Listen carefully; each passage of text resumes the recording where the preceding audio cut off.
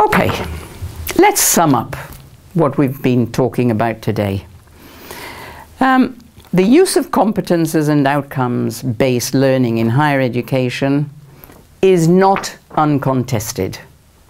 There's a literature criticizing it.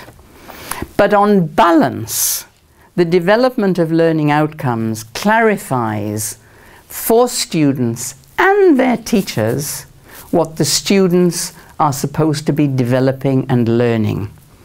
And inter alia, what the teachers should be teaching and assessing. And it makes life more transparent, clearer for all concerned.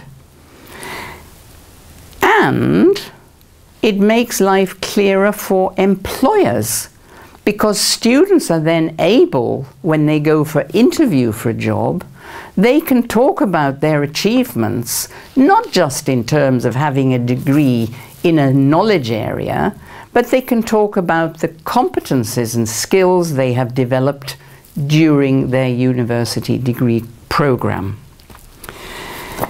I also said that program competences, there are competences for the whole program, these have to be distributed among all the courses, and you can only do that, I'm sorry, by sitting down and talking about it.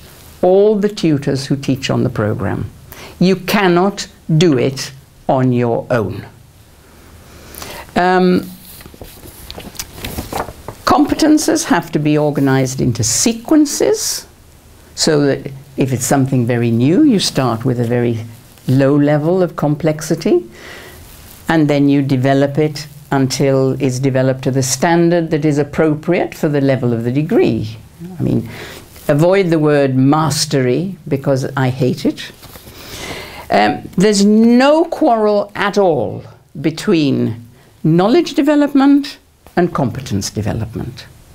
They are, as we said, declarative knowledge and procedural knowledge go together like two halves of an apple you've cut in half. They go together. Writing learning outcomes is actually not such a problem, because we have, to help us, a number of taxonomies, two of which I've described briefly and which you've read about yourselves, or you can read about yourselves, Bloom and Briggs, which give you a range of vocabulary appropriate for the sequencing task that you will need to do. And finally, and I'll say this once again because I think it needs saying once again. In many universities, in many cultures, including my own, persuading people to sit down and actually discuss teaching and the learning outcomes is a new endeavor. But it is essential that all the staff work together in order to define the learning outcomes that they want the students to achieve.